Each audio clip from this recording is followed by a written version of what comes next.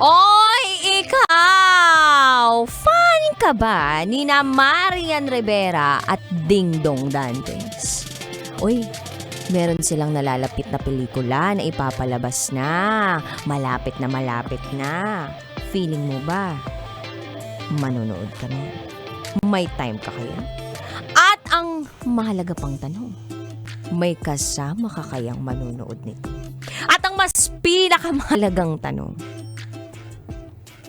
willing ka bang gumastos para manood ng sine? Dahil pagkamahal-mahal na po ng panonood ng sine sa panahon ngayon. Yung dating 120 pesos natin na makakapanood na tayo ng sine, ngayon, good luck kung may mahanap ka pang ganun.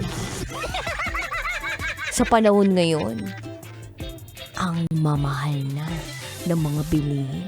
Kaya kung ako sa'yo, suportahan ng pirata. Charot! Pinarot! Oy, biro lang yun But anyway, ang dami pong nagaganap sa paligid natin. At ang dami nating mga nababalita ang artista na naghihiwalay. Pero, meron din naman tayo mga nababalita ang mga artista na intact pa rin. Para katulad nito ni na Marian Rivera at Dingdong Dantes. Tapos nakita ko doon sa mismong binigay tuloy, pinalabas. Basta nakita ko to sa sa social media. Parang meron doon na lumabas na article or video na in-interview si Marian Rivera at si Dingdong Dantes. Tapos ang tanong doon, ano yung pinaka nahirapan sila doon sa paggawa ng pelikula? Tapos, ang sagot nila doon, yung paggawa daw ng intimate scenes. Kasi parang nare-reveal kung ano daw talaga sila sa totoong buhay. Unlike nung mag-boyfriend, girlfriend pa sila or hindi pa sila, parang acting lang. Pero this time na mag-asawa na sila dun sa mga intimate scene, parang nare-reveal kung sino nga daw sila.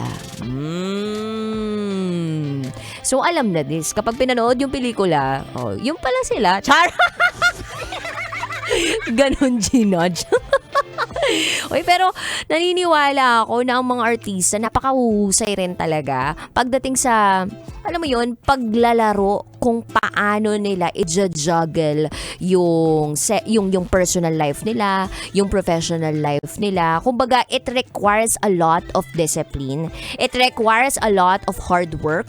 And it requires a lot of research. Kasi kung hindi ka marunong mag-aral ng isang personalidad, ng karakter, pag hindi mo pinag-aralan, parang hindi lalalim at lalalim yung gagampanan mong karakter.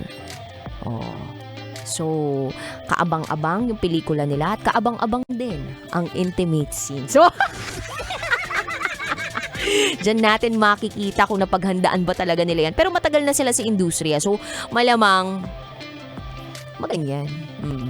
So, tayo, manunood lang at sana may kasama tayong manood ngayong malapit na ang Pasko. Sana po, hindi malamig ang ating Pasko. At kung sakali mang malamig ang simoy ng Pasko sa iyo, sana, hindi na lang yung daloy ng pera sa iyo. Anyway, Kabisyo, 3 to 5 p.m. tayo magkakasama ngayong araw na Itetsuwa, kapiling ang babaeng naniniwalang hindi man ako palaging may pera. At least, palagi naman akong maganda. This is me, the one and the only DJ Rocketera. And today, Monday, isa na naman panibagong secret file ang aking babasahin. Kaya naman pakilakasan na ang volume ng radyo because for today's radyo ay ibibigay ko na po ang patiket ng DJ Rocky's Secret File.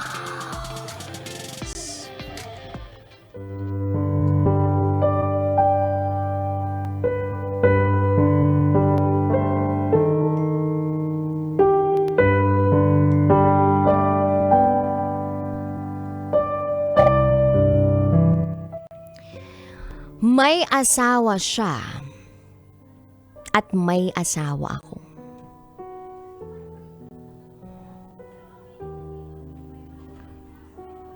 Pero nagmamahalan kami.